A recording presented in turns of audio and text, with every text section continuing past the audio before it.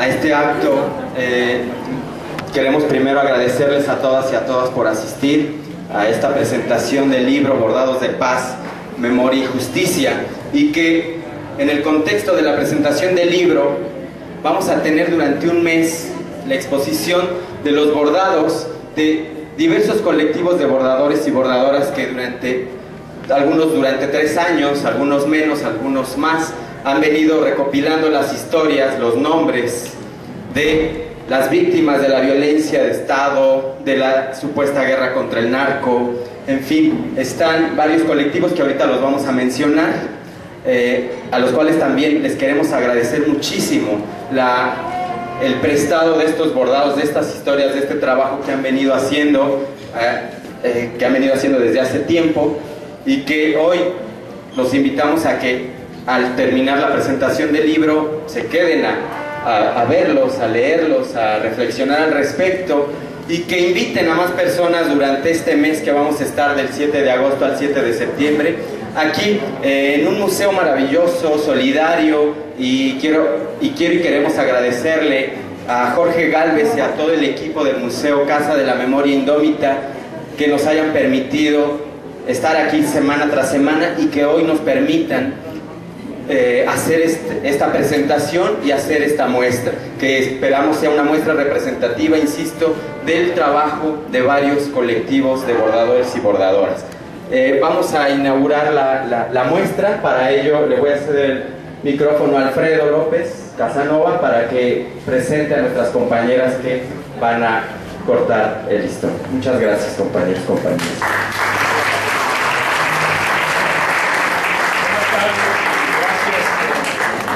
Y su asistencia, y gracias a todos los colectivos, igual como lo dijo Juanjo, aquí hay bordados de muchos lados del país, de varios lados del extranjero, hay de Córdoba, Argentina, hay de Francia, de España y de otros lugares. Básicamente la única cosa que quiero decir es que esta no es una inauguración tradicional, no es el corte de listón de esos lugares que se hacen en las galerías, que se hace la pompa, aquella cosa de la celebración. Aquí sí es una celebración, pero es una celebración de la memoria, y es simbólicamente nosotros aquí, con María, con Minerva, María que fue el segundo colectivo después de Fuentes Rojas, que bordó la tragedia aquella de la masacre, que bordó en colectivo, bordó las bordadoras de Acteal, que bordaron a los mártires de Acteal, y otra gran realidad espantosa que está viviendo el país, que son los feminicidios, que cada vez crece más, y Minerva sabe mucho de esto y nos podrá platicar también de eso. Básicamente nosotros decimos con este listón, que este listón simboliza para nosotros un muro que ha puesto este gobierno de asesinos, y que nosotros vamos a tumbarlo ahorita, y vamos a decirle también a los medios que se abran y digan la realidad del país, ¿no? Entonces María y Minerva pues están invitados a tumbar este muro para que vea toda la gente que no ha visto esto.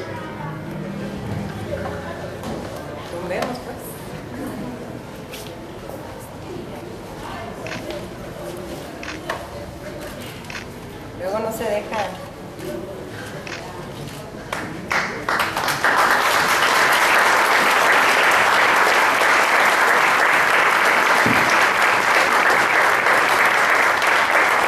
Como esta idea era que iba a ser las 6:30 y íbamos a tener una media hora de ver con calma esto, pues ya no nos da el tiempo, pero vamos a tener todo un mes para verlo y reflexionar y estar aquí y simbrarnos con este memorial, ¿no?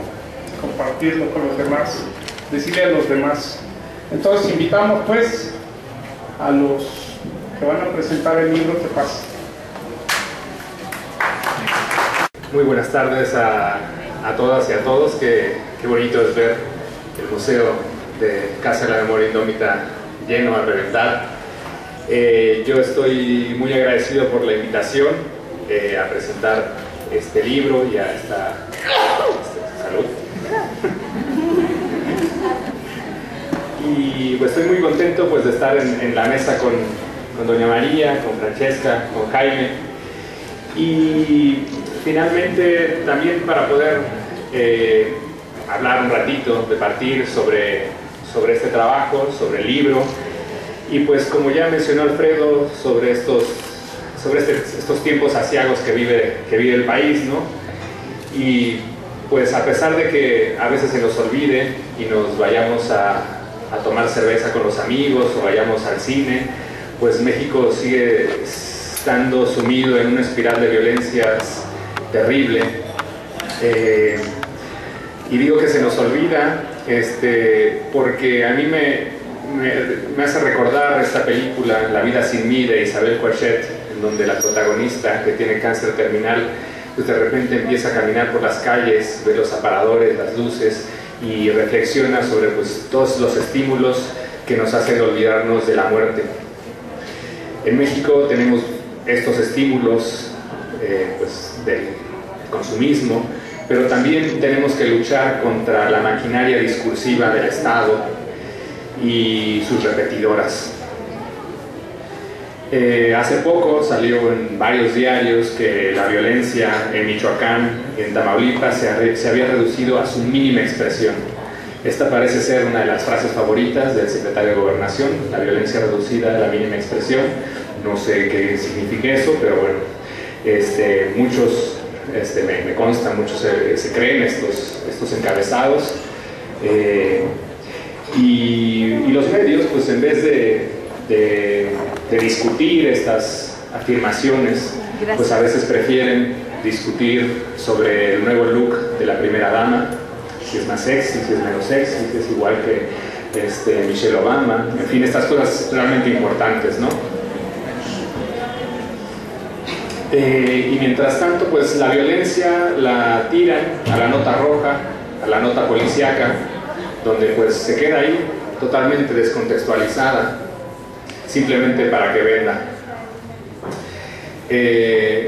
Muchos de los que trabajan por la paz, ya sea desde el activismo, desde el periodismo, muy pocos desde la academia, pues seguramente estarán de acuerdo conmigo que pues para trabajar en este México, pues primero se necesita tener un buen estómago, no perder la capacidad de asombro y tener una alta tolerancia a la frustración, porque luego sucede que buenos amigos, me contaron, llegan y después de una noticia sobre unos chicos asesinados acá en la Gustavo Madero con armas largas, dicen, no, seguramente andaban en algo, y pues de repente pues uno se muerde la lengua, respira y piensa pues en este amigo con maestría, profesor de universidad, con el que ha tomado tantas veces, ha platicado tantas veces en los bares, en fin. Si él es capaz de tragarse, de digerir el discurso que se nos vendió en la administración anterior, pues de los que estaban muertos pues eran malos, pues estaban metidos en algo, pues no me puedo imaginar pues realmente cómo estará el resto del país, ¿no? Y este discurso se sigue repitiendo, ¿no? A pesar de que no se den el parte de guerra todos los días como se solía dar en la administración de Calderón, este discurso se repite sin cesar en los ministerios públicos cada vez que van los padres de hijos desaparecidos a pedir que los busquen, ¿no? Uy, si desapareció es porque andaba en malos pasos. Luego sales de nuevo con alguna otra amiga y te cuenta que sus amigos ahora le han puesto de apodo la Condesa Limonagrio porque postea en el Facebook puras cosas tristes, puras cosas de México, y que si no tiene algo más bonito que compartir. Y pues desgraciadamente esto le ha pasado también a otros compañeros, a algunas bordadoras que incluso las bloquean del Facebook. No sé si a los que me tengan en el Facebook, si yo tengo algún apodo similar, por favor díganmelo para que lo lleve con garbo. Pero desgraciadamente no todos se aíslan por apatía o por desinformación. Es verdad que hay miedo porque hay vulnerabilidad, y como dice Adriana Cabarero en su libro, realmente hay terror. ¿Qué es el terror? El terror para Cabarero es cuando nos enfrentamos a la medusa, a la gorgona, y simplemente pues nos congelamos y el cuerpo lo único que hace es intentar huir para salvar la vida. Es algo totalmente instintivo. Ahora yo creo que vale la pena preguntarse qué chingados, qué es esta gorgona, qué es esta medusa en México. Para el periodista Diego Sorno, que leyó al camerunés Membe, él habla de máquinas de guerra que están dirigidas por un régimen necropolítico, en donde el Estado, pues el Estado ahí sigue, el Estado no desaparece, no es un Estado fallido como les encanta decir a los gringos, sino que es un Estado que traspasa ejercicios, que traspasa su poder cautivo, modelos de producción a particulares, y obviamente les da el permiso de matar y desaparecer a placer. En el mismo cariz están las investigaciones de mi querida Rosana Reguillo en Guadalajara. Ella habla de la narcomáquina, habla de este fantasma que incluye distintos tipos de violencia, la violencia histórica, la violencia estructural, la violencia del narcotráfico, y que usa la violencia expresiva para dominar, para dejar la huella en nuestros cuerpos. Por desgracia, muchas de estas máquinas de guerra no solo intentan acabar con la vida, sino con la misma condición humana. Por eso oímos hablar de enteipados, encobijados, rafagueados, pozoleados, zarandeados. Este término no me lo sabía. Y realmente esto es una neolengua que lo que nos hace es trivializar la violencia, normalizarla, verla en un periódico, en una esquina, y decir, bueno, otro pozoleado, va a haber otro encobijado. Le estoy dirigiendo una tesis a unos chavos en la UACM sobre el blog del narco, y en algunas de nuestras discusiones pues yo les pregunto pues qué queremos llegar a hacer, ¿no? Ellos empezaron pues diciendo pues que el blog del narco pues era como una toma de conciencia de la violencia, y yo les dije que no, realmente no necesitamos la nota roja para darnos cuenta de la violencia en México. Al menos es mi opinión. Yo prefiero leer los pañuelos. Y esto me hace recordar, por ejemplo, hay un proyecto muy bonito de Alfredo Hart, es un chileno, que hizo un proyecto que se llama Proyecto Ruanda, en donde no usó más que una sola fotografía para hablar del genocidio en Ruanda. Una fotografía de un niño, son los ojos de un niño, y en una de sus instalaciones él describe las fotografías que tomó. Por ejemplo, familia masacrada por Interhamwes en Kinyarwanda, ¿no? Por ejemplo. Y él contaba que en algunas de las exposiciones el morbo era tal de la gente que llegaba a abrir las cajas, que él decía que los negativos estaban en las cajas, pues para ver la foto, porque la descripción pues era tan poderosa pues que querían ver si era cierto que había sucedido, ¿no? En el caso de los bordados, yo he estado con varios grupos, he tenido la suerte de ir a bordar a varios lugares del país, incluso fuera de México, y me ha tocado ver cómo se acerca, ¿no? La gente curiosa, empiezan a leer. Me ha tocado incluso que se pongan a discutir con las bordadoras y bordadores, decir, pues ¿por qué están mostrando esto de México? México es bonito, ¿no? Esto para los niños no está bien. Obviamente también hay quien en silencio se pone a leer y los lee todos. O sea, me han tocado ver gente que se pasa 30, 40, 50 minutos leyendo todos los pañuelos, y a veces se va cabizbajo, pero en otras ocasiones pues se acerca a los colectivos, empieza a platicar de qué se trata la iniciativa, qué están haciendo. Muchas veces se quedan a bordar, otras veces tienen la confianza y encargan algún pañuelo porque perdieron algún familiar, o simplemente prometen volver. Esto me parece que para los colectivos pues siempre es una buena noticia cuando se acerca la gente y los interroga, ¿no? Porque a veces se se dan cuenta de la realidad, pero pues no les cae el 20 hasta que la ven.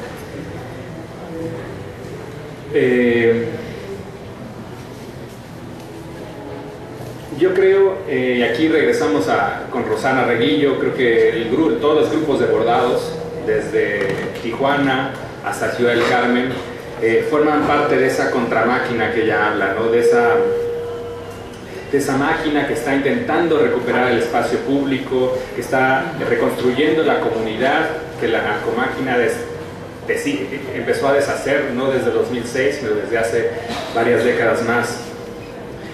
Creo que este tipo de encuentros, estas exposiciones, nos dan la oportunidad, pues, como de hablar de la violencia, del dolor, del sufrimiento que ha causado esta guerra, pero también nos da la oportunidad de hablar sobre todas las cosas maravillosas que han sucedido, ¿no? No me canso de repetir que la guerra ha sacado lo mejor de muchísima gente, y creo que eso hay que celebrarlo y hay que repetirlo ad infinitum. Muchísimos proyectos e iniciativas solidarias han nacido de la tierra quemada como botones verdes, y creo que esto hay que gritarlo a los cuatro vientos. Desgraciadamente, como en otros contextos violentos, ya mencioné el de Ruanda, Bosnia, vuelve a recaer en la sociedad civil el trabajo de no olvidar el dolor, pero también de no olvidar todo ese trabajo amoroso, solidario, empático que se ha hecho. Y es mucho, realmente. A veces nos maravillamos porque no conocemos alguna historia, algún proyecto. Y finalmente, bueno, creo que esto es lo que están haciendo las bordadoras y los bordadores, que han ocupado banquetas, han estado en el metro, en universidades, en parques, en fin. No sé, sería interesante preguntarle a Mónica Iturribarría, que fue la primera bordadora, a Alfredo, a los del Círculo de Estudios, a Fuentes Rojas, si algún día en aquel 2012 se imaginaron que iban a bordar en Japón, en Mozambique, en Nueva York, por solidaridad a México. Yo creo que ni en sus más dulces sueños se lo habían imaginado, ¿no? Exacto, sí. Por eso creo que el proyecto ha tenido un efecto multiplicador maravilloso, ¿no? Un efecto multiplicador que tiene que tener esta lucha contra la desmemoria. Por eso antier festejamos por el nieto 114, por doña Estela Barnes de Carlotto, ¿no? Porque es un triunfo de todos, es un recordatorio de que tenemos que seguir luchando. Las victorias se dan, a veces tardan 37 años, pero se dan. En Paraguay, el archivo que se recuperó de la dictadura se le llamó el archivo del terror. Yo creo que los bordados son el archivo del amor. ¿Por qué? Porque están ayudando a edificar una memoria alternativa a la del Estado, porque están haciendo ciudadanía, porque están ayudando a que recuperemos ese espacio público que nos arrebataron. Esta memoria que se están creando desde los distintos grupos de bordadoras y bordadoras es una memoria fundamental para elaborar el duelo social, porque pues el duelo no solamente es individual, realmente el duelo se vive en colectivo. Creo que están llevando el dolor a las calles, pero lo están llevando de una forma cariñosa, como diría el poema que es de Vallejo, ¿no? El dolor cariñoso. Los bordadores y bordadoras están llevando al espacio público todas las vías cercenadas de la guerra por todas las violencias.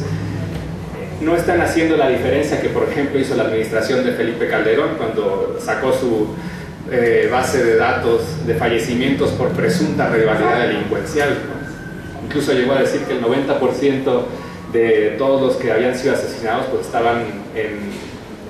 eran malos, ¿no? Entonces, los bordadores y bordadoras no están haciendo esto, no hay un cartabón moral para bordar.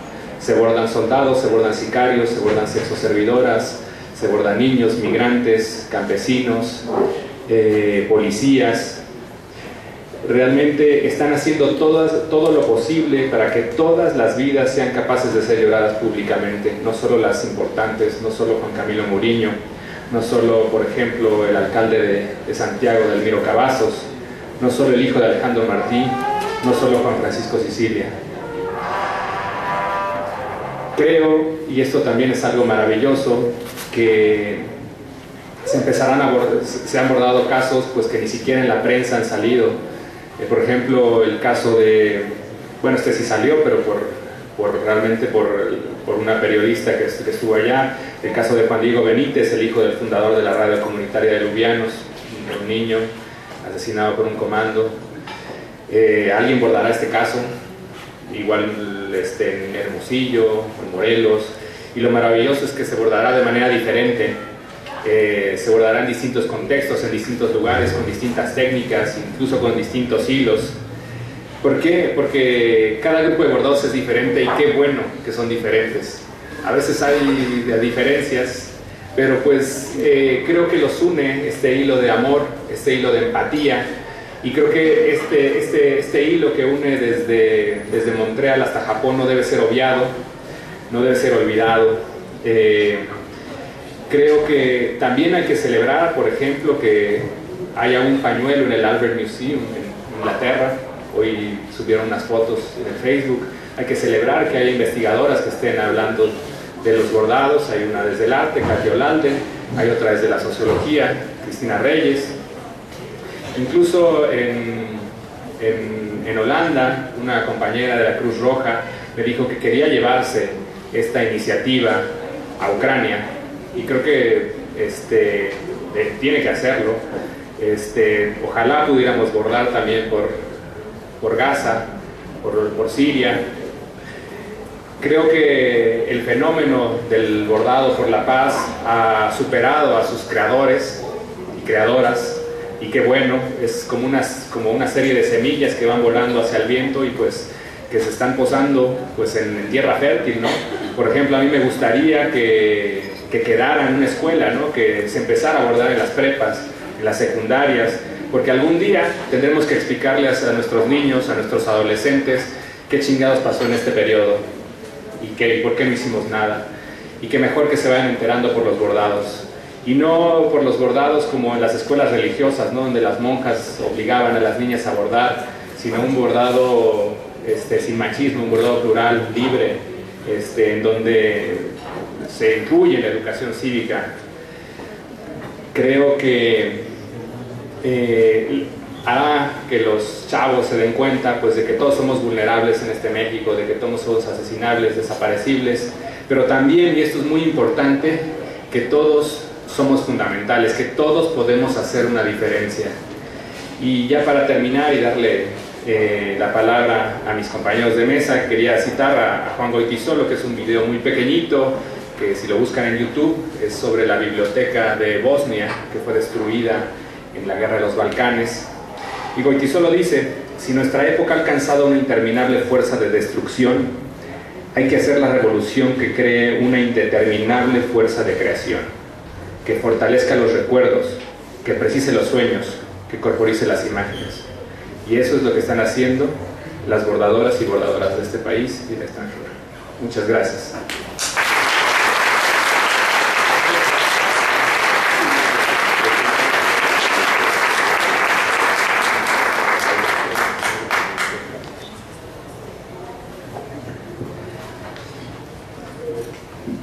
Seguimos con la mesa. Antes de darle la palabra a doña María Vázquez, quería presentar a los miembros del Comité Pro Defensa, Presos, Perseguidos, Desaparecidos y Exiliados Políticos de México, Comité Eureka, que están acompañándonos, a Celia Piedra Hernández, a Priscila Chávez, a María Rodríguez. Muchísimas gracias por estar con nosotros.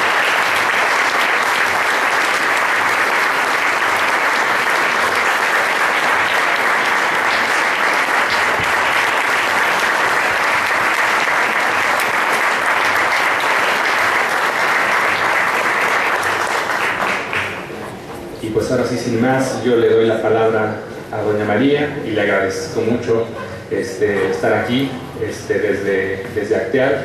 Muchísimas gracias, doña María.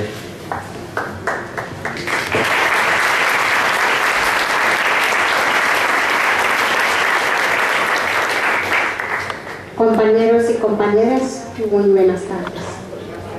No soy chiapanecos, soy María Vázquez y vino allá en Acteal.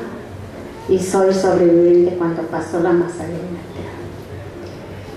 Pues yo creo que he escuchado cuando pasó la masacre allá en Acteal que es muy difícil, que murieron mis compañeras, mis compañeros. Yo murió 9 familias y allí murió mi mamá. Por eso ahorita nunca se olvide todo lo que pasó allí. Así como estaban, no es solo allá en Acteal, allá en Chiapas, es diferente, es la misma la situación. Por eso queremos compartir unas cuantas palabras, pues gracias que recibieron aquí, gracias a Alfredo, lo recibieron, lo invitaron para esta que estabas haciendo aquí. Nosotros somos bordadoras, somos artesanas y también una vez bordamos de este bordado paz, hicimos también 45 nombres de los muertos en los pañuelos porque murieron, porque pasó esta masacre, ya hicimos también nosotros. Por eso nosotras estamos trabajando por la situación. Cuando empezaron a organizar las mujeres allá en Chiapas, allá en Acteal, cuando pasó la masacre, pues cuando pasó la masacre murieron muchos hombres y mujeres, la mayoría mujeres. Hay 4 mujeres que están embarazadas, allí lo mataron con su bebé. Pues disculpe, compañeros y compañeras, ya tienes tiempo, ya casi tiene 16 años, pero nunca se olvide todo lo que pasó allí, porque es muy difícil. ¿Qué culpa tiene la niña? ¿Qué culpa tiene el bebé que estaba dentro de su mamá? Y también los niños que murieron de 7 meses a 2 años, 2 años y medio, ¿qué culpa tienen? No tienen la culpa. Por eso el gobierno no es bueno que lo que estaba diciendo. Matan a la gente, matan a los niños, matan las mujeres, pues es difícil lo que estaba diciendo. El gobierno nunca respetaba, por eso el gobierno nunca lo arreglaron este problema. Y he escuchado también, lo entraron unas cuantas años a la cárcel de los paramilitares, pero ya los sacaron, ya están libres. Pero nosotras, murieron mis familiares, ya nunca se regresan, ya nunca se vienen. Por eso es un poco difícil, un poco doloroso. Pues gracias a ustedes.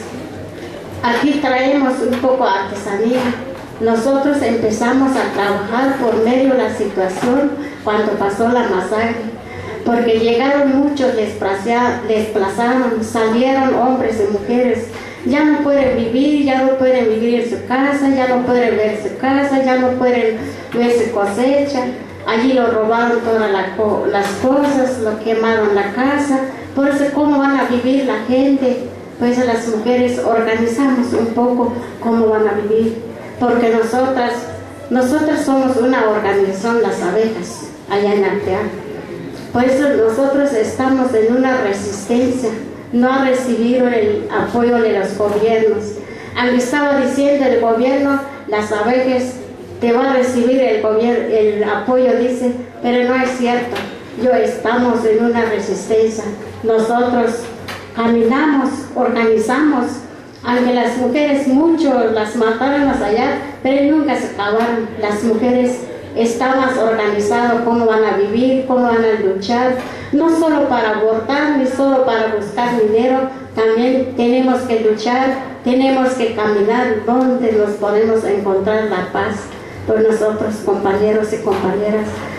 Por eso aquí traemos artesanas que alguien hace el favor o quieren ver para apoyar a las mujeres, porque las mujeres están sufriendo, porque no tienen su dinero, no hay cómo vivir, y también quedaron muchos huérfanos empezaron a trabajar para abortar, para conseguir un poco su dinero. Pues hermanos y hermanas, es toda la palabra, disculpe porque no sabemos bien el español, pero voy a hacer unas cuantas palabras.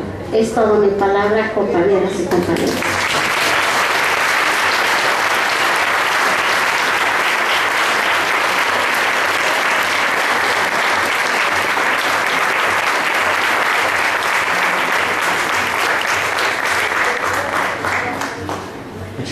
gracias por tus palabras, María. La artesanía de María está allá atrás, por si quieren, ahora que termine la charla, echar un ojo por ahí y ayudar a las mujeres de Acteal. Ahora le daré la palabra a Jaime Avilés, también muchas gracias por estar en la mesa.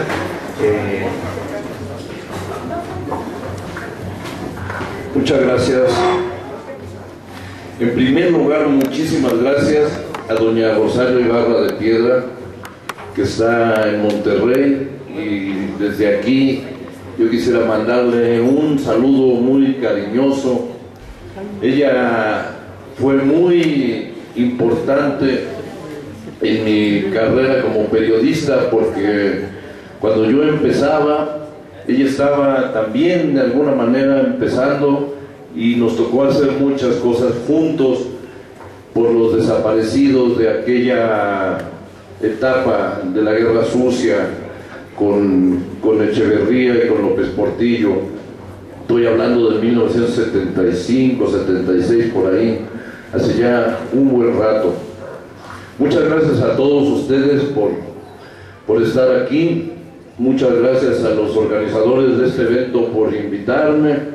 Quiero ser franco, yo me había comprometido a que en esta silla, en este momento, estuviera sentada Elena Poniatowska, pero se le traspapeló, se le juntaron dos cosas, y en este momento Elena Poniatowska está aquí cerca, en otro museo de la memoria, celebrando los 20 años del grupo Católicas por el Derecho a Decidir si siempre quieren ser católicas o algo así. Bueno, así dice Jesús A. Rodríguez.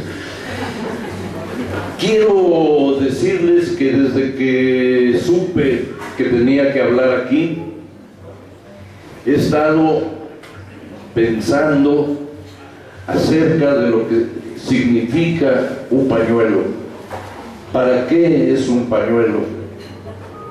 El pañuelo, por ejemplo, está en la Biblia. El pañuelo está tiene una función muy importante en el teatro de Molière. ¿Se acuerdan? Con el pañuelo en la manga era muy importante, y según las escuelas de teatro, los nobles usaban el pañuelo de una manera y los lacayos de otra. Los pañuelos sirven para llorar, los pañuelos sirven para saludar de lejos, los pañuelos sirven para el coqueteo. Había aquel viejo gag de la carpa que decía: señorita, su pañuelo. Ay, señor, se me cayó. Y luego venía la segunda parte, que era más olorosa.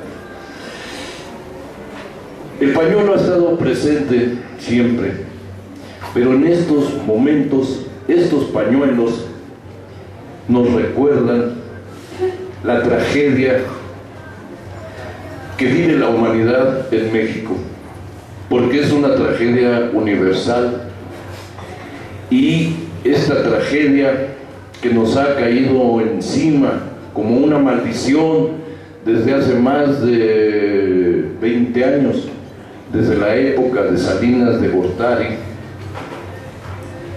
tiene que servirnos hoy para entender mejor lo que está pasando en este país, que ya ni siquiera es país, que ya ni siquiera es nuestro, que ya ni siquiera depende de nosotros. En 1991-92, con Salinas en la presidencia, apareció un nuevo tipo de violencia en Ciudad Juárez. Las mujeres descuartizadas que aparecían en el desierto. Pensamos todos que era un asesino serial, y sin embargo siguieron apareciendo mujeres asesinadas y descuartizadas en el desierto, jovencitas, tipificaban como morenas de escasa edad, y pensábamos que era un fenómeno. Ahora lo podemos entender como cuando vamos al dentista y abrimos la boca y en una muela nos encuentran un puntito negro. Eso es Ciudad Juárez. Pero entonces, cuando el dentista empieza a rascar, Debajo del puntito negro encuentra una caverna. Y eso es lo que había en Ciudad Juárez, porque la violencia de Ciudad Juárez se fue extendiendo por toda la frontera, hacia Tamaulipas, hacia Nuevo León, hacia Coahuila, y después se extendió por todo el país. Hubo grandes manifestaciones, vino Jane Fonda, vinieron activistas gringas a marchar por las calles de Ciudad Juárez, le tocó el reclamo a Cedillo, le tocó el reclamo a Fox, y decíamos, pero ¿cómo nadie hace nada? Y la violencia continuaba y continuaba y continuaba y continuaba. Llegó la violencia de Acteal, que tenía un origen militar estratégico, pero que no es ajena al conjunto de todas estas nuevas violencias contra el pueblo.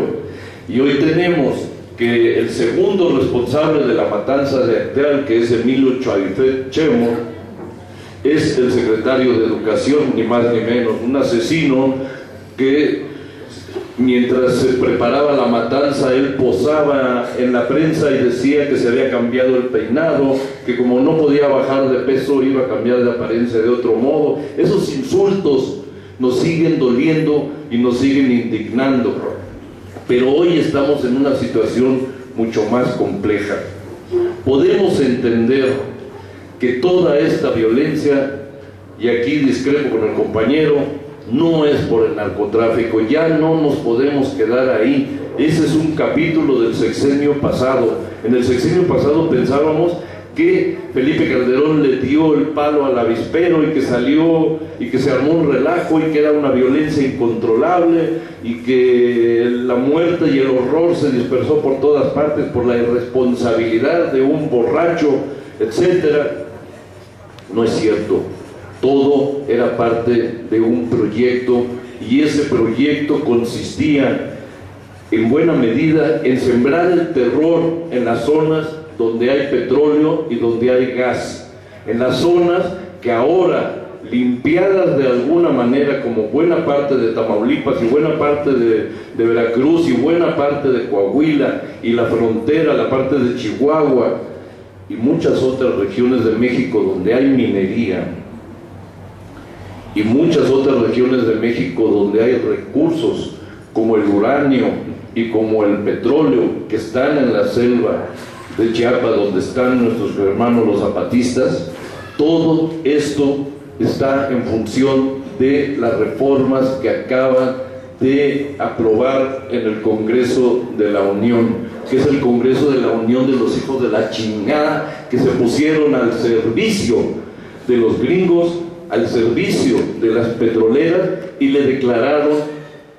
nos declararon la guerra a nosotros, y nos dijeron que ahora, si debajo de este piso hay petróleo o hay gas, con un decretito que va a salir el presidente a la mínima expresión, que es Peña Nieto, van a venir y aquí van a expropiar y aquí van a sacar el petróleo o el gas. Pero si hay petróleo o gas en la realidad, o si hay petróleo o gas en la garrucha, o si hay petróleo o gas o uranio en Guadalupe, Tepeyac, en donde sea, ahora las nuevas leyes que han destrozado por completo la Constitución están listas para ser puestas en acción. Ahora van a venir Shell, ahora va a venir Exxon, ahora va a venir Petrobras, ahora va a venir British Petroleum, van a venir todos los que corrió Lázaro Cárdenas en 1938, pero multiplicados con tecnologías mucho más poderosas y con un aparato de terror que está compuesto por el Ejército Mexicano, por la Marina, por la Policía Federal y por los narcos, que son como una especie de ejército paraestatal que junto con las Fuerzas Armadas del gobierno han hecho un trabajo conjunto para limpiar el país, para desmovilizar, para paralizarnos a través del terror, para aplicar eso que inventó Hitler durante la Guerra Mundial, la Segunda Guerra Mundial, que se llamaba el decreto Noche y Niebla, y que está basado. Hitler se inspiró en una ópera de Wagner, en una escena en que aparece un enano en la niebla y dice, aquí no hay nadie, y Hitler dijo, tenemos que desaparecer a los judíos para que no haya nadie. Y hoy vemos, ¿verdad?, que algo pasó, porque los judíos actuales que están al frente de Israel son los más avanzados discípulos de los nazis y están actuando tal como los nazis actuaron contra ellos. Ahí tenemos un pequeño monstruo que se llama Ayelet Sheikh, la diputada israelí que pidió matar a todos los niños palestinos y a sus madres porque considera que los niños palestinos son pequeñas serpientes y hay que acabar con ellos. Bueno, estamos en un mundo en donde no hay un proyecto claro. Se acabó el mundo que surgió de la Segunda Guerra Mundial. Ese orden en que el mundo estaba partido en dos, la mitad para los rusos, la mitad para los gringos, y que ahí, mal que bien, México pudo subsistir como país más o menos hasta finales de los años 70, principios de los 80, eso se acabó. Las leyes que se forjaron gracias a la Revolución de 1917 quedaron abolidas. Todo lo que nos protegía como ciudadanos, todo lo que nos daba ciertos derechos, desapareció. La prensa, que en los últimos, desde la reforma política de López Portillo, había dado un giro tan simpático y tan no sé, eso se acabó. Ahora la única prensa que se hace es la que hacemos los ciudadanos en Twitter, en Facebook, en Como Podemos, y en las calles y en los pañuelos. Esa es la realidad. Entonces yo creo que ya debemos dejar atrás el discurso, hay que decirle a Diego Osorno, pero no es la narcomáquina, no es eso, es un aparato mucho más complejo que logró su objetivo. Nos quitaron el petróleo, nos quitaron la tierra, nos van a quitar el suelo en que pisamos, y en esta medida ya no tenemos un país. Y yo creo que estos pañuelos, de alguna manera tristísima, son también para decirle adiós, adiós México, adiós a nuestra casa, adiós al lugar donde vivimos tantos años y donde peleamos tantas veces. Ahora no tenemos país. Y aquí quiero cerrar recordando una idea hermosa que hizo pública Juan Goytisolo, pero se me olvida, no, ya me acordé, la idea es de Jean Genet, y Juan Goytisolo fue un traductor y un amigo de Jean Genet, el dramaturgo francés, el que escribió Las Criadas, el que escribió sobre la gente de los bajos fondos de Francia, un hombre combativo, y dijo, solamente tienen derecho de ser patriotas aquellos que no tienen patria. Y yo creo que ahora, a raíz de esta reforma, nos hemos ganado a pulso el derecho de ser patriotas. Espero con esta reflexión contribuir a que hagamos nuestro análisis mucho más preciso, mucho más claro, y entendamos ahora que estamos enfrentados a una situación inédita. Ya no tenemos el gobierno nos declaró la guerra, las leyes ya no nos representan, nuestros enemigos son los que van a venir, y tenemos, eso sí, coincido con lo que aquí se ha dicho, tenemos que seguir organizándonos y preparándonos para lograr formas más eficaces y más colectivas y más amplias de resistencia. Yo creo que esto es una etapa que simboliza de una manera poética, de una manera metafórica, la tragedia que se vive, pero no nos podemos quedar aquí, compañeras y compañeros, hay que seguir adelante. Muchas gracias.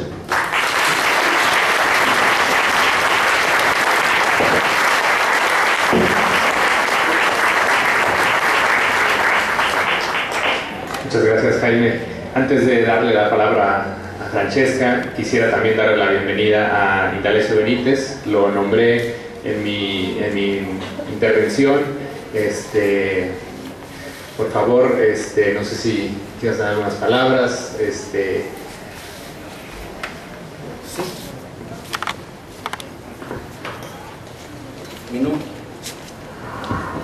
Mi nombre es Indalecio Benítez, vengo del municipio de Lubianos, Estado de México. Es muy difícil para hablar, recordar lo que tengo que decir. El viernes pasado asesinaron a mi hijo, de tan solo 12 años. Yo fundé una radio comunitaria en el municipio de Lubianos apenas el año pasado. Ese viernes salí a cenar con mi familia, iba acompañado de mi esposa y mis 4 hijos, y cuando iba llegando a mi domicilio había un taxi con las puertas abiertas. Más de la mitad de esa población no tiene alumbrado público. Hasta que no me acerqué y brinqué un tope y levanté las luces, alcancé a ver a una persona armada, encapuchada, empecherada y con un rifle de asalto. Me acerqué y me soltó el arma que la tenía con las 2 manos y la sostuvo con una sola y me hizo que me orillara. Pero en ese momento iban saliendo de mi domicilio otros individuos iguales. Al ver la oportunidad de que aquel había soltado el arma de una mano y que ya no tenía el dedo en el gatillo, me di a la fuga, pero me rafaguearon y por la espalda le metieron 3 tiros en el corazón a mi hijo. Se lo destrozaron, pero no nada más a él, también a mí, a todo el pueblo y a todo México. No tuvo salvación. Era imposible eso. Tuve que trasladarme a la Ciudad de México como pude, por mis propios medios y todo, y vengo en busca de justicia. Y sobre todo vengo por una lucha social para rescatar a todo el sur del Estado de México que está en manos de estos criminales. Porque lo digo y lo he mencionado en las entrevistas que me han pedido. La ciudadanía del pueblo de Lubianos y sus alrededores no cree en ningún gobierno, llámese federal, estatal o municipal. Gracias a la lucha que hemos llevado por muchos años, la gente nos respalda el trabajo de la lucha social que hemos hecho, la lucha que llevamos en contra de las injusticias, porque hemos tenido que enfrentarnos a gobiernos y, como nosotros lo acostumbramos decir allá en mi pueblo, a las mañas que ahí operan. Mi amiga María Carmen hace un rato me ayudó a sacar a mi esposa y a mis hijos. Apenas a las 5 de la tarde me pude reunir con ellos. Yo tuve que huir el martes. Allá acostumbramos a hacerles rosarios después del sepelio. No los pudimos realizar allá porque me sentía inseguro. Ya ahorita que me vine, ya hay seguridad en mi casa. Ya están resguardándola. Ya están cuidando. Está bien, ahí están mis jefecitos. Mi padre de más de 90 años y mi madre de más de 80 años. Yo hago un llamado. Y lo estoy haciendo porque ya pasamos la etapa de que ya lo perdí. Ahora nos vamos a concentrar en organizarnos. Yo le estoy pidiendo a los diferentes gobiernos, al gobierno del Estado de México y al gobierno federal, que unamos esfuerzos. Ellos solos no pueden ir. No pueden. porque la gente tiene miedo y ellos dicen denos información por ir por ellos. La gente no les dice nada porque no creen en ellos, pero sí creen en mí, y estoy seguro que si yo voy me respaldan, pero si me dejan solo me pasa lo que a Mireles, o si no peor, me asesinan también. Entonces mi llamado es a ese. En estos momentos yo iba en camino a una entrevista con la Comisión de Derechos Humanos. Ya le están dando agilidad ahora sí, porque ya la Corte Interamericana de Derechos Humanos y diferentes organismos de periodistas ya se enteraron y ya sonó en el mundo entero esta noticia. Ya le están dando importancia. Ahora viene lo bueno. Yo pido el respaldo de todos ustedes. Los miro en los ojos con orgullo y digo, porque sé que son gente de bien, que quiere bien para México. Yo también eso es lo que quiero. Yo no es la primera vez que hago una lucha. Tengo muchísimos años. Soy humilde, soy de campo. Fundé una radio al servicio de la comunidad, donde les hemos dado la satisfacción de poder hacer una convivencia con todos nuestros paisanos en la Unión Americana, donde diario nos dedicamos casi al 100% a las complacencias de canciones que se dedican tanto de allá para acá como de aquí para allá, y nos están escuchando allá por internet y ahí por frecuencia FM. La ayuda que quiero de ustedes es la misma que me han dado todos mis amigos y compañeros periodistas, porque si ellos no me hubieran apoyado, este era un caso más archivado, donde iban a decir lo que se les antojara. Él estaba metido en el narco, él estaba en el lugar equivocado, algo hizo, y no pasa de ahí. Tuve que levantar la voz y recurrir a todos mis amigos periodistas, y gracias a ellos ha tenido eco. Lo mismo les pido a ustedes, porque es lo que nos conviene para sacar de esta crisis, como lo dijo la persona que estaba aquí. No he tenido el gusto de conocer a nadie de los que están aquí, la verdad. Yo pocas veces he venido a la Ciudad de México. Es extraño, son extraños esos lugares para mí. Yo estoy acostumbrado a andar entre barrancas y piedras, entre los árboles y la naturaleza. Por el frío me tuve que poner calcetines, porque yo uso huaraches, pero el frío me estaba calando, me compré calcetines. Yo no sé ustedes cómo aguantan los zapatos, pero les pido ese apoyo, por favor. Ahorita me voy a trasladar a la Comisión de Derechos Humanos y a la Secretaría de Gobernación, porque ya ahora sí creo que me quieren escuchar. Voy a hacer todo lo posible y no descansaré hasta lograr el objetivo que ya me tracé después del sepelio de mi hijo. En el sepelio de mi hijo me da orgullo decirlo, no porque estaba sepultando a mi hijo, sino por el gran apoyo que tuve de la gente. A pesar de que la gente tenía miedo de salir porque pueden tener represalias, mandamos a inflar 500 globos con la palabra paz de un aire que se levanta para arriba y que levanta los globos. Los lanzamos, no nos alcanzaron los 500, había más de 500 gentes, y yo tomé la palabra arriba de una tumba al costado de donde dejé a mi hijo, y les decía que yo perdonaba a estos individuos, pero el perdonarlos no significaba que no voy a buscar justicia.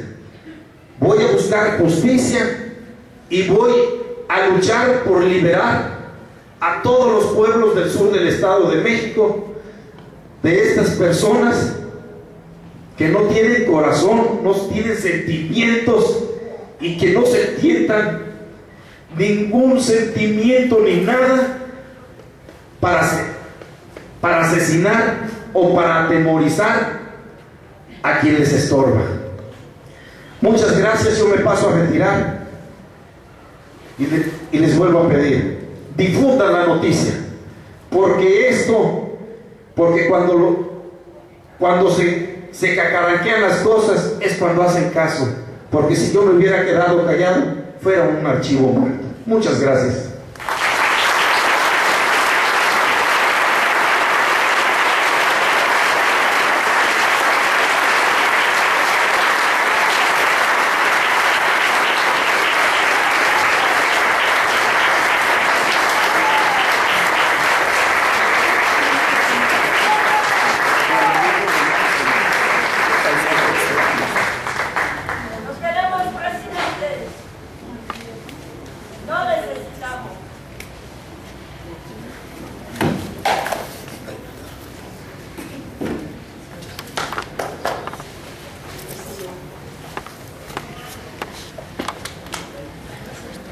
Yo me paso a retirar porque nos están esperando. Aquí está, aquí está.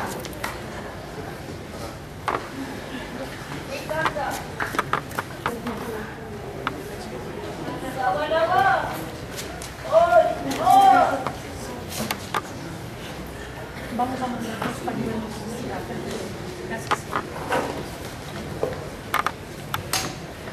Pues creo que el compañero Indalecio llegó al lugar indicado, toda la solidaridad que hay aquí, y pues decirle que no está solo. Parece ya una frase hueca, pero creo que la tenemos que seguir llenando de sentido.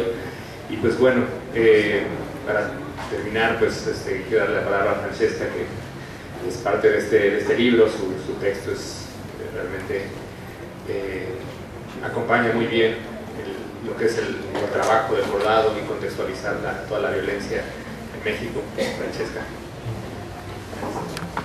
Gracias, Ale. Gracias, Ricardo. La verdad es que las palabras de Indalecio me dejaron completamente conmovida, a pesar de que desgraciadamente lo que nos vino a contar de primera persona, a menos de una semana de la muerte de su hijo, yo como mamá no quiero siquiera imaginar lo que es la muerte de un hijo. Y sin embargo, viste mi madre, viste mi abuela, y recuerdo cómo su vida ha cambiado a raíz de eso, ¿no? Y eran muertes naturales. Imagínense lo que es sentir que de alguna manera, porque te buscan a ti, te matan a alguien que te hará falta toda la vida. Pero lo que nos dijo Indalecio es algo que desgraciadamente en México sucede todos los días y se silencia todos los días. Ayer me quedé impresionada. Yo regresé ayer de un mes y medio en Centroamérica, donde tuve experiencias muy gratas, también en relación con la reconstrucción de la memoria. En particular estuve con compañeras quechí, quichés, cachiqueles y man, que estaban trabajando sobre lo que le pasó en los últimos, hace 30 años, durante los genocidios que hace un año recordamos, porque por la fuerza de las mujeres de quichés se pudo condenar por genocidio al asesino de Ríos Montt, aunque inmediatamente después Guatemala es hermano de México en eso. Evidentemente otro jurado, bastante comprado por supuesto, lo declarara inocente, ¿no? Fue condenado, pero un mes después era inocente. No sé, pero en la memoria de todos nosotros y de todos nosotros nos queda que Ríos Montt es un asesino, un genocida, de lo que se ha manchado las manos así cómo se han manchado las manos, podríamos decir, todos los gobernantes que no han trabajado para solucionar las situaciones de violencia y de impunidad en México, porque no solo se asesina directamente mandando a la gente, sino permitiendo que haya mandatos, permitiendo que de alguna manera el pánico, el terror nos encierre en las casas, nos impida relacionarnos y nos quite nuestro derecho a la libertad de palabras. Cuando estaba regresando, regresé un día antes de Belice, porque bueno, de Guatemala me fui a El Salvador, de El Salvador me fui a Costa Rica, de Costa Rica me regresé a Belice, y me regresé un día antes de Belice porque estaba muy preocupada, porque el sábado uno de mis amigos, que ha sido mi alumno de un doctorado en filosofía, un compañero que trabaja ética, Ernesto Martínez Aguilar, por fotografiar un abuso policíaco en el metro Miscuac, fue arrestado y bajo la acusación de una policía que dijo que le había tocado el seno. Entonces, como se trata de delitos sexuales, fue llevado en menos de 24 horas al reclusorio Oriente. Yo no meto la mano en el fuego por ningún hombre, se lo puedo asegurar, pero fíjense que por Ernesto sí. Es muy extraño. ¿Por qué meto la mano? Porque lo he visto actuar, porque no es un tipo que se dice feminista para obtener el beneplácito de algunas mujeres, sino porque es un hombre al que he visto indignarse con lo que me indignó a mí también, de cómo las mujeres hemos debido hacer un enorme esfuerzo por el reconocimiento de la existencia del acoso en la calle, en el trabajo, en la escuela, y ahora la policía lo usa para dar vuelta y poder condenar a las personas que revisan y atestiguan y toman registro de sus abusos.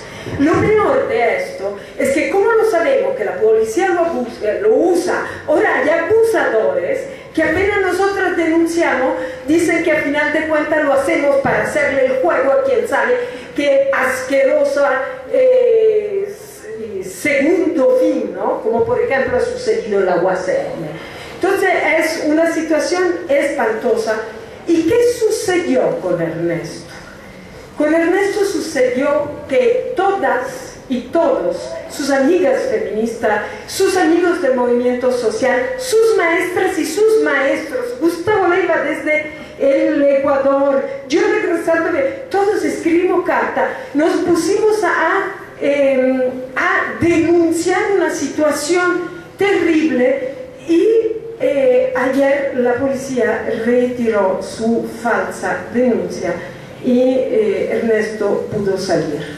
Es decir, ahí donde la injusticia reina, somos solo las personas que nos congregamos en nombre de la justicia que podemos lograr un pequeño cambio, que podemos lograr en algún momento, por ejemplo, que una persona pueda salir de la cárcel, que se pueda poner un límite a una policía que o mata o abusa o permite que unas fuerzas que son completamente afines al sistema neoliberal y a los gobiernos que lo apoyan, de actuar en contra de la gente. Primero en contra de la gente organizada. Cuando tú estabas mencionando los asesinatos que empezaron en la época de, bueno, no solo los de Ciudad Juárez, pero yo estoy pensando en los primerísimos muertos masivos. ¿Cómo es posible que hayamos olvidado que apenas se robaron las elecciones en 88, se mandaron a matar 314 periodistas? ¿Sí? Y después más, pero en unos meses. Es decir, las personas organizadas, después los sindicalistas, después, bueno, cualquier persona que se atreva a ver, a decir, a cantar, a estar en la calle. ¿Qué es esta ola de terror indiscriminado sino el robarnos el espacio público? Bueno, esto que vemos aquí es la prueba que cuando te retomas el espacio público rompes la censura del pánico. Ayer, mientras estaba buscando informaciones sobre Ernesto para ver, me encontré con una noticia terrible. En México existía, por esfuerzo de la sociedad civil, un registro nacional de personas desaparecidas. Este registro nacional de personas desaparecidas era una herramienta de consulta pública que se mantenía en línea. Y digo se mantenía en pasado porque el 25 de mayo de 2014 fue desactivado por las autoridades federales. ¿Qué es eso? ¿Cómo que se desactiva una herramienta de consulta pública sobre lo que nos sucede a todas y a todos nosotros alrededor de lo que podrán ver aquí ha sido bordado en verde, es decir, la desaparición de personas, que es uno de los actos de terror de Estado más brutales que podamos imaginar. Bueno, se desactiva por el mismo motivo por el cual se dispara sobre las y los periodistas, sobre las y los voceadores de periódicos, sobre las personas que son capaces de hacer redes de difusión. Es lo mismo de arrestar a un muchacho porque estaba grabando un abuso de poder de la policía. Eso es la censura generalizada.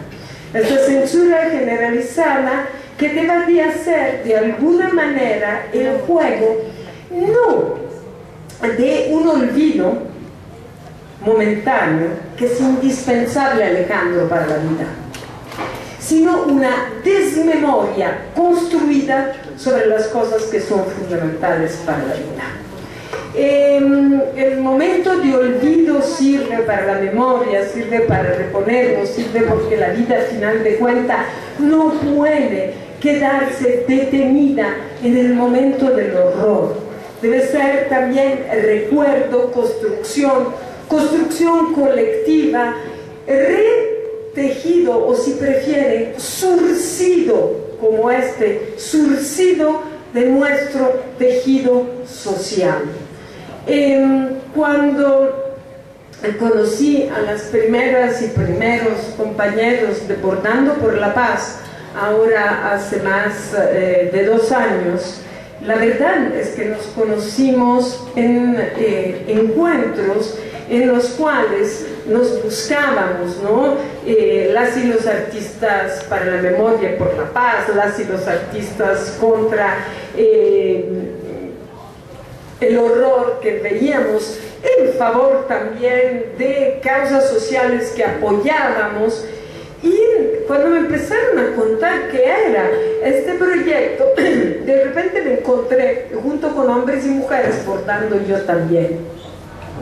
Y cuando bordé el primer pañuelo, me di cuenta que yo, de ese sindicalista de Veracruz, cuya muerte estaba bordando, de alguna manera sabía más que de todas las cifras que como lectora de las noticias de cada día me había tenido jamás, ¿no? Cuando una persona es una persona de carne y hueso, que es una persona que recibe una bala en la espalda de frente, que deja una persona que la reconozca o que no la reconozca, pero que reconozca que ha muerto. Una persona murió en una balacera, Colima, 26/01/2012.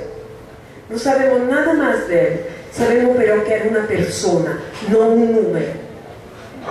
Nunca estas personas van a ser una estadística. Tienen nombre, Imelda Virgen, ¿sí? Y su mamá nunca la olvidará, ¿sí? Tienen, Actial vive porque las abejas están vivas. Son María Estela López Garza, de 33 años, vivía en Tamaulipas cuando su esposo la asesinó a golpes. De todas estas personas, que hay una guerra de cifras sobre cuántas son, porque dependiendo además de la facción política, de la cercanía o lejanía de la policía, del gobierno y esto, nos pueden llegar a decir que son 30.000 o 300.000, con cuidado. La guerra de cifra es real, ¿sí? Entre 30.000 y 300.000 hay una diferencia enorme y sin embargo, aunque fueran 300, serían demasiadas, ¿sí? Esto es muy importante cuando tenemos una tendencia a decir que la violencia fue una violencia del calderonato. Con cuidado, estamos haciéndole el juego a quien intenta decir que son cosas del pasado. No es cierto, son en los primeros 10 meses, entre diciembre de 2012 y septiembre de 2013, que son los datos recogidos por el Registro Nacional de Personas Desaparecidas, en México se reportaron 2.618 personas como no localizadas, ¿no? Este eufemismo para no decir desaparecidas. Es decir, estamos en un momento de violencia, pero lo que me dijeron las compañeras de Guatemala, estamos también con una actividad de memoria, y de una memoria que sirve para construir una historia que no es la historia del terror y del silencio que nos quiere imponer el Estado, ¿sí? Una memoria que estamos construyendo mientras el horror sucede, no 30 años después. Esto es un caso único en la historia de la represión en América Latina. Respuestas como estas, que se sostienen otras actividades de sociedad organizada, como nuestra aparente rendición, como las personas que van y reportan junto a veces con miembros de la iglesia, junto con gente de los pueblos, juntos con organizaciones que no quieren dar abiertamente la cara porque le pueden disparar encima, pero que reportan, por ejemplo, cada vez que se abre una fosa común y se cuenta cuántos son los cadáveres, porque si no, el Estado reporta menos de la 10ª parte. Esto es algo que nos demuestra que juntas y juntos podemos derrotar el pánico. No ser unos inconscientes. El miedo es bien importante para sobrevivir, pero sí derrotar a la gorgona. La gorgona es el instrumento no del miedo, sino del pánico, de aquello que quieren que sentamos. Por eso incrementan siempre más las formas del horror, ¿sí? Bueno, cada vez que recordamos, le quitamos un rizo a la gorgona, cortamos uno de sus serpientes, ¿sí? Y por lo tanto, en el espejo, ella misma se verá despelucada y sin armas. Este es un libro colectivo en mucho sentido. Son las fotos de los colectivos. Estos colectivos nacieron de un esfuerzo de artistas visuales. Y en este sentido quiero resaltar la importancia de los colectivos de arte hoy en México.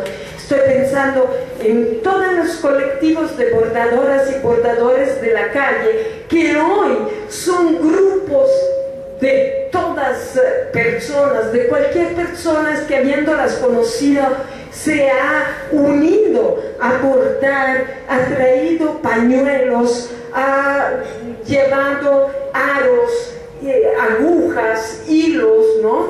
Sino también quiero recordar, por ejemplo, un grupo que me ha impresionado y conmovido muchísimo en Tijuana, el grupo RECO, ¿sí?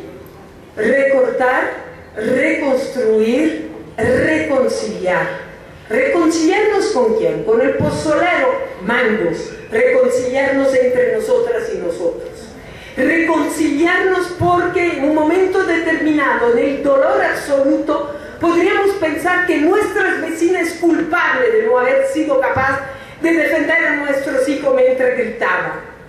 Esa vecina no pudo, no dio, era víctima tanto como cualquier otra, tuvo miedo. Bueno, yo me necesito reconciliar con ella.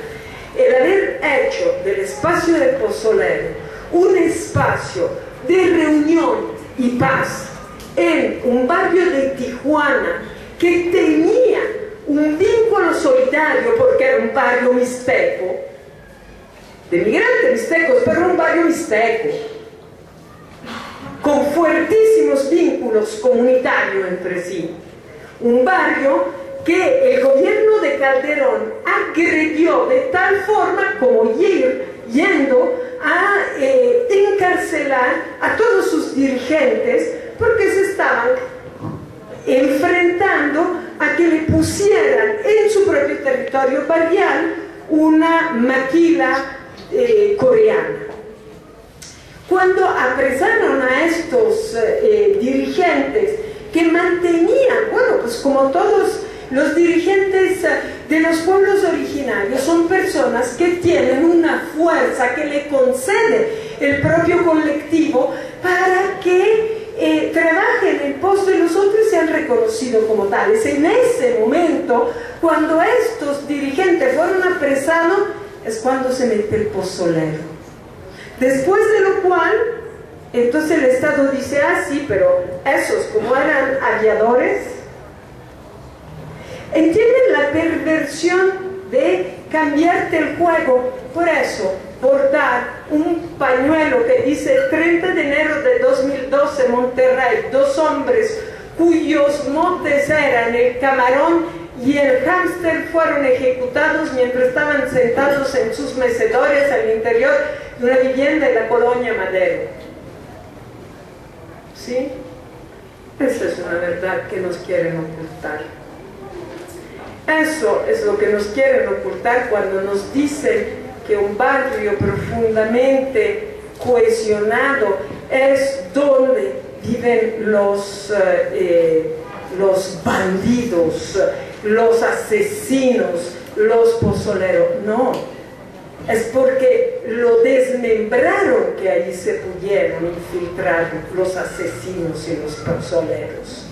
Entonces yo creo que el amor de los colectivos de personas que hacen arte, en el sentido real de que construyen emociones de vínculo entre nosotras y nosotros, bueno, estos colectivos hacen política y nos enseñan a recuperar algo que cada vez que hemos bordado hemos sentido, quizás no racionalmente, pero hemos sentido que el hacer algo juntas y juntos en el espacio público para la memoria, en una construcción de paz que exige justicia, es lo más político que podamos hacer en este momento.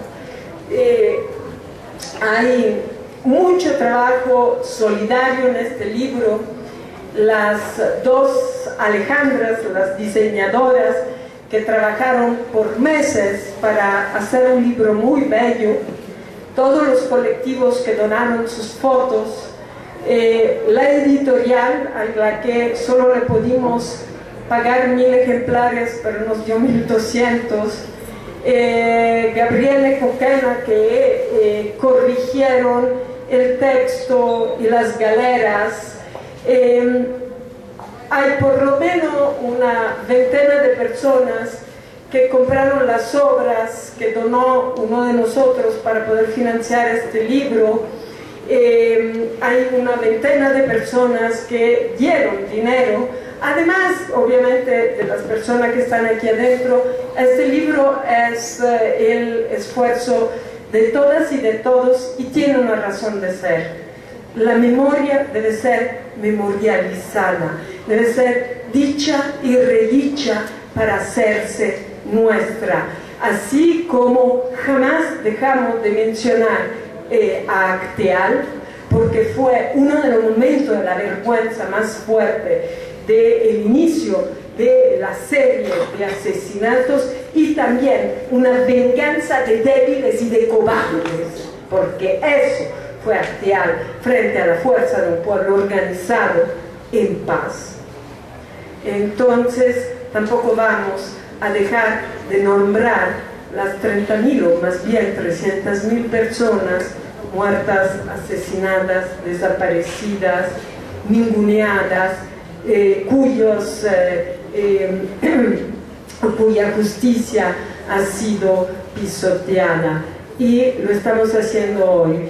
En este mismo momento que estamos abriendo a la vista algunos de los cientos de pañuelos que se han bordado a lo largo de todo México, en este mismo momento se está abriendo en Rosario, Argentina, una exposición sobre estos mismos pañuelos, porque en Rosario, Argentina, el Museo de la Memoria de Rosario, Argentina, piensa que la memoria inmediata es indispensable para la construcción de una justicia lo más pronta posible. No vamos a esperar 30 años para tener justicia en México, ya hemos empezado a exigirla.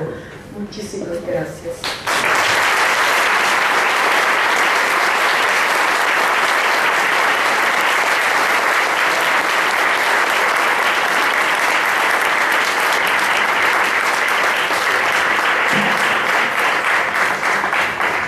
Gracias, Francesca, y si les parece abrimos un espacio de preguntas o comentarios. Les pedimos que lo hagan desde su lugar, incluso también los que están por allá arriba. Entonces pues abrimos un espacio. ¿Quién se anima?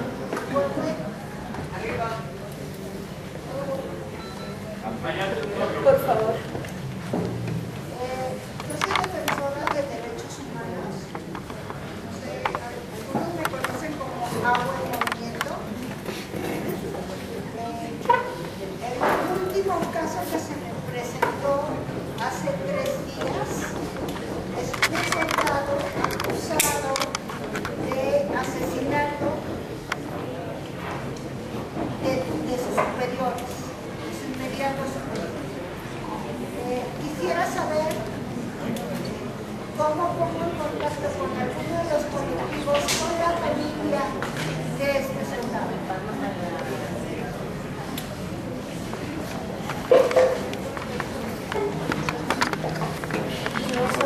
La segunda, ¿cómo pone en contacto con algunos colectivos de bordadores?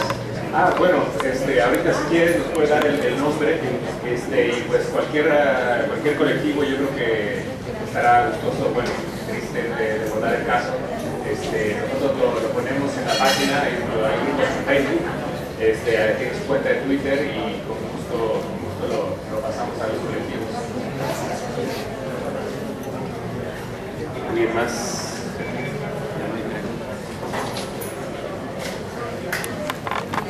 Preguntas, comentarios, se ha dicho mucho en las mesas. Sí, quisiera, bueno, primero muchas felicidades por todo el trabajo que han realizado, pero me gustaría saber qué tienen como proyectado en los siguientes años, además de que por supuesto consigo continuar tejiendo, pero qué otros lugares, espacios, herramientas, actividades, procesos que tienen pensado tanto para mantener la memoria como para intervenir en los procesos concretos, tanto subjetivo como objetivo, el asunto de la seguridad real. No sé qué podrían decir, cómo ven la perspectiva o el horizonte.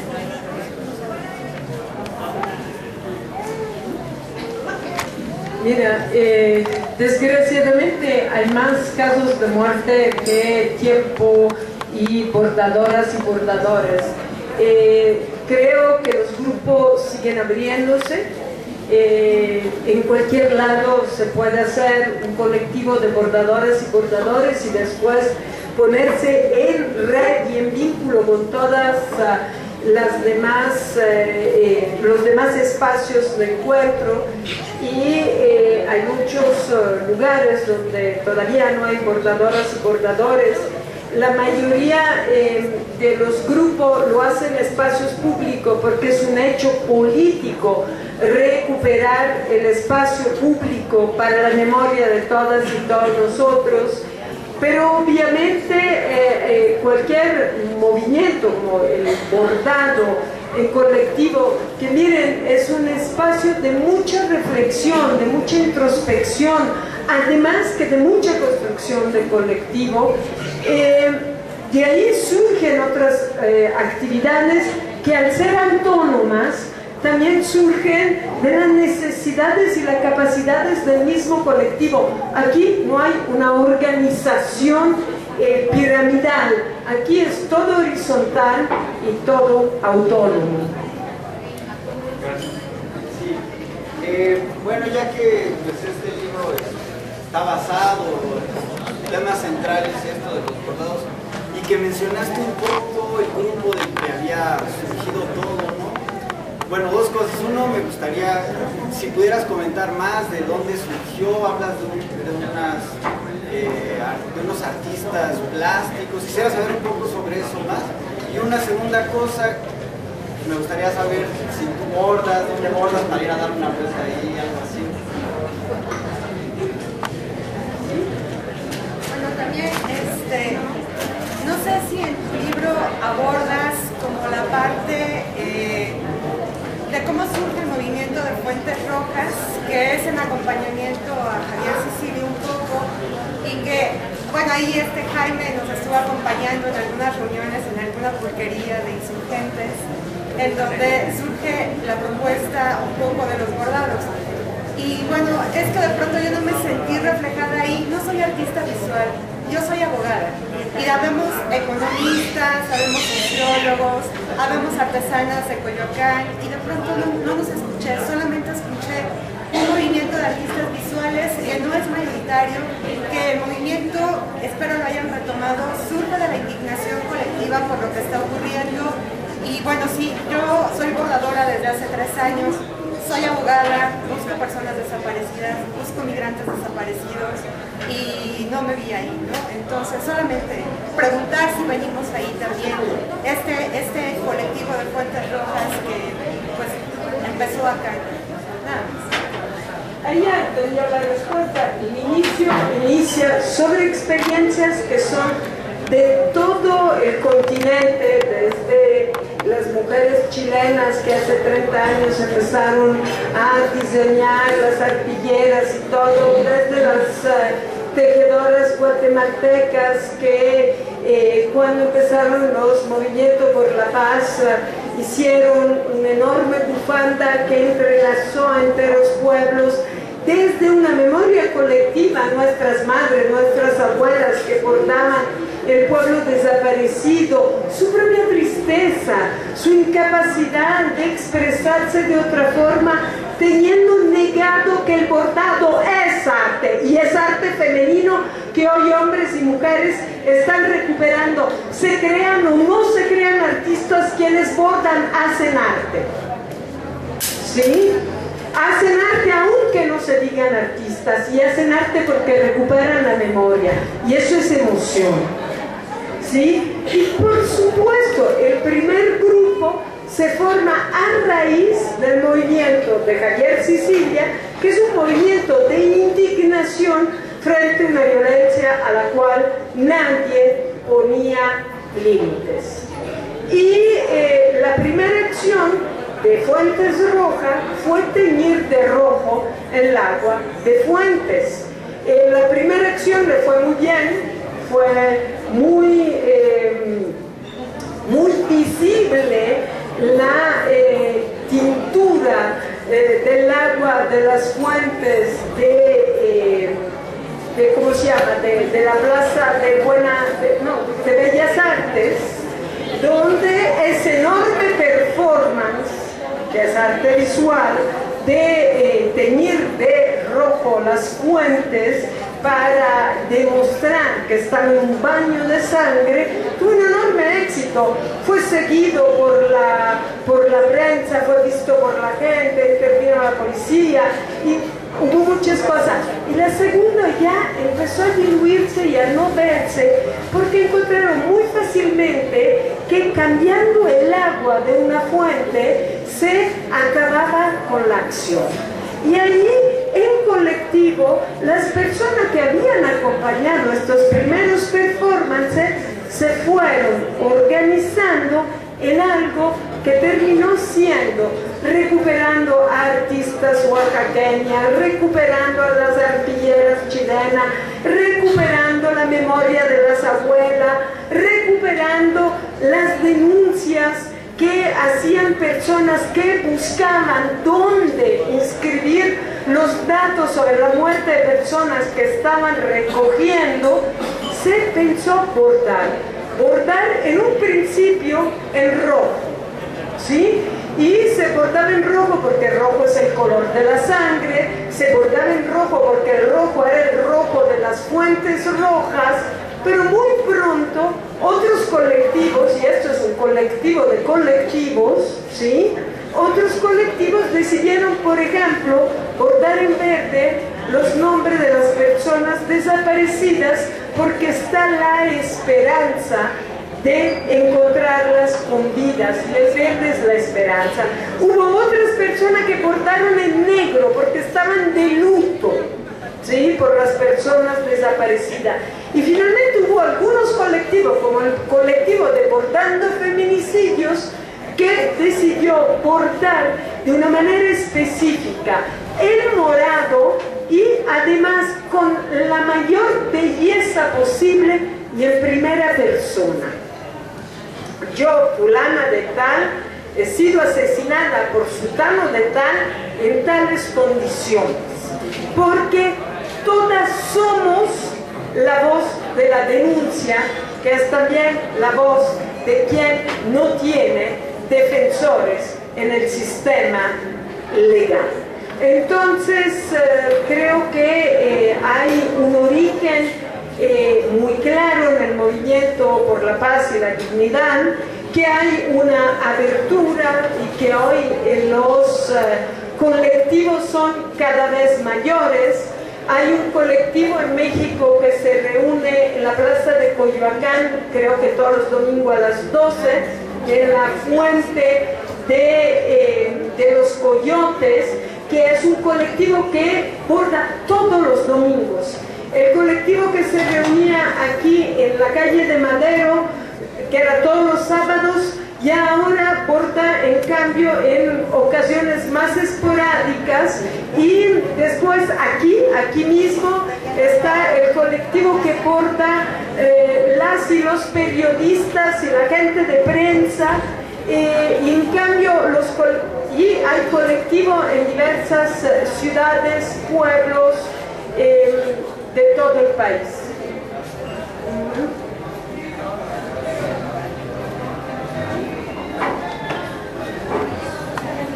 No hay más preguntas, comentarios. Justo eso es lo que queríamos señalar, parte de Fuentes Rojas, de los que iniciamos la cultura de Fuentes hace ya 3 años y medio. Jaime en algún momento estuvo con nosotros, Francesca en algún momento también platicamos, y esto que decía de la historia, creo que el libro recupera una parte de la historia, una forma de ver la historia, y que está genial este tipo de ejercicios en que nos recuperemos todas y todos como parte de la historia, pero también como parte de ser una nueva forma de construir, de reconocernos.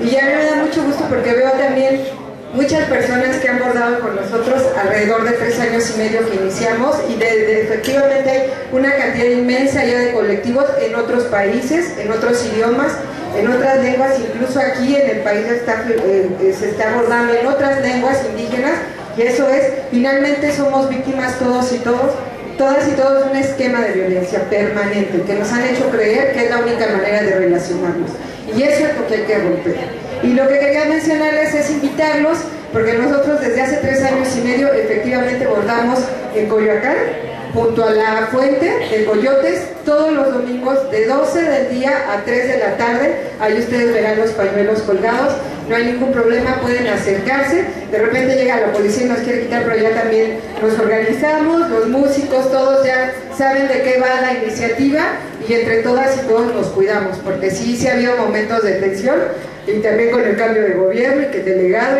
pero ahí estamos y los invitamos a que sean parte justo de esta nueva forma de relacionarnos, de reconstruir la historia y ser parte de esta nueva forma de hacer juntos y juntas la historia de la comunidad, la historia de nosotras y nosotros relacionándonos muy diferente, de veras, como colectivo, no como una forma de violencia y de ideas de que no es cierto. De verdad que sí nos podemos relacionar de otras maneras, no se la crean. Pues ahí está la invitación, vayan a abordar. Realmente, si no lo han hecho, es una experiencia muy enriquecedora. Como dice Gina, es ver la violencia de otro modo, es entrar en comunidad. No sé, ¿alguna otra pregunta, comentario? Jaime. Anunciar que va a estar en algo. ¿Qué va a estar qué? El libro. El libro estará disponible para descargar, si no alcanzan, acá está en el portal de nuestra aparente rendición, estará en formato PDF gratuito, para que puedan descargar y compartir y seguir compartiendo. Todos nuestros contenidos son compartibles, no tenemos esas cosas de derecho de autor ni nada, y el libro va a ser igual, los otros libros están ahí también, y pues digo, creo que es algo que merece ser compartido. Obviamente siempre es bonito tenerlo en físico, pero pues como ya escucharon, pues solo se tiraron 1.200 ejemplares, entonces para los que no alcancen, pues estará ahí. Y bueno, Jaime.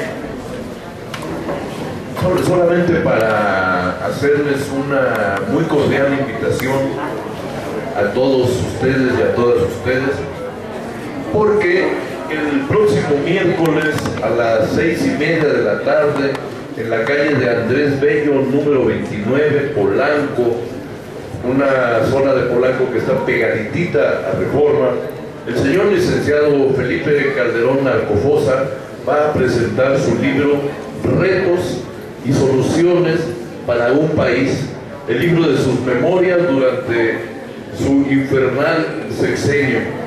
Sería muy bonito que estuviéramos ahí, que lleváramos los pañuelos, que lleváramos cruces, que lleváramos lo que se nos ocurra y que hagamos un acto de presencia ahí para repudiar a ese tipo que tarde o temprano, como Ríos Montt, debe ser condenado por genocidio. ¿A qué hora es? Es a las 6:30 el próximo miércoles, Andrés Bello, Club de Industriales, Polanco. Muchas gracias. Allá arriba.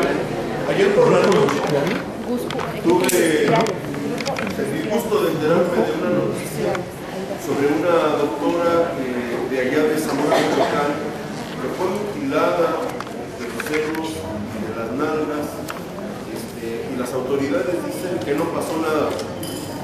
Sin embargo, justamente platicaban hace un momento acerca de este estudiante que fue apresado en el metro Miscuac y de inmediato fue detenido y fue consignado. Es evidente entonces que más allá de pretender encontrar la justicia, están haciendo todo lo posible para hostigarnos. Esto lo que va a derivar es en generar un odio mordaz entre toda la población. Y es evidente que es un sistema que se ha venido probando desde el 2006 en particular, pero desde antes, en donde los periodistas no pueden ver a los panistas no pueden ver a los priistas, el priista no puede ver a los demás. Unos son nacos, otros son ricos, otros son pobres. Y lo que están haciendo es dañar el tejido social y es claro el sistema que están implementando. La pregunta sería, ¿para qué cosa nos están queriendo confrontar así? Pues esto es el exterminio, porque lo que estamos, y es fácil verlo en las redes, siempre dicen hay que agarrar las armas, ¿A quién le van a comprar las armas? Me pregunto yo. ¿Y quién va a quedarse con el dinero de esas armas que se compren para finalmente matarnos nosotros? Hay que entender que esto puede tener una solución posible y hay que derrumbar el sistema. Y el sistema está apoyado así. El ser humano es el único que precisa, así rigurosamente, producir para vivir. Si no produce, no vive. Si paramos nosotros la producción, se les va a derrumbar todo, porque sobre el sistema económico, sobre las relaciones de producción, encima de todo está apuntalado todo el orden de gobierno. Es una manera y una medida muy fuerte, muy drástica y muy complicada de realizarse. Lo digo por esto, porque después de oír todo lo escuchado, después de haber vivido todo lo vivido, aún con toda la poca tolerancia que nos quede para la frustración, da una sensación de desaliento y de no vamos a poder mucho. Tengan la seguridad de que sí se puede, y de que la única cuestión que tenemos que hacer es no permitir que se rompa ese tejido, no sigamos generando odio entre nosotros. Lo dijo el compañero D'Alessio de la manera más conmovedora que pude haber oído. Dijo: yo los perdono, a menos de una semana de haber muerto su hijo. No hay que dejar que se desgarre el tejido, porque las cosas ya no tenemos.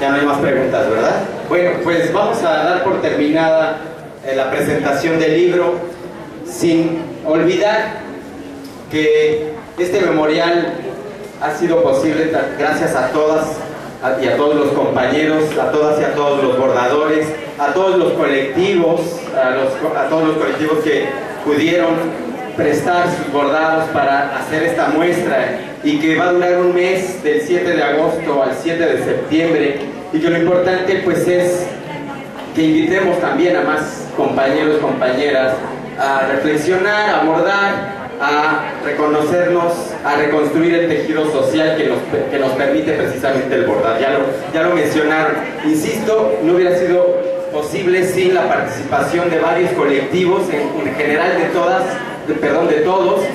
En específico quiero además agradecer a Fuentes Rojas, a Bordamos Feminicidios, que también está aquí representado, a Bordados por la Paz Guadalajara, a Bordados por la Paz Puebla, a los bordados de pasta de conchos, que aquí también están, y a mis compañeras y compañeros con los cuales tampoco hubiera sido posible montarlo, a mis compañeras principalmente de los círculos de estudio Bordando por la Memoria, que han bordado los casos de las y los periodistas asesinados y desaparecidos, y que haciendo el comercial pues nos reunimos aquí los sábados a bordar. Si gustan venir, aún nos faltan bordar también casos de periodistas, principalmente las y los desaparecidos.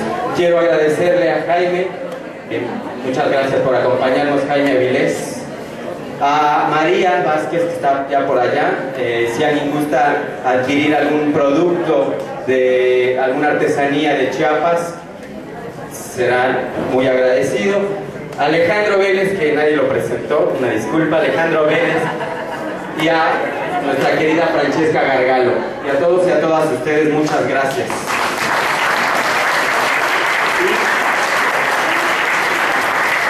Y bueno, hay un vinito por acá, por si alguien gusta pasar, para que platiquemos un ratito más, para que si alguien quiere que les firmen el libro, si quieren que platiquemos, pues adelante. Muchas gracias también al Museo Casa de la Memoria Indómita, Jorge Gámez, porque sin él, sin este museo tampoco hubiera sido posible esta exposición. Muchas gracias.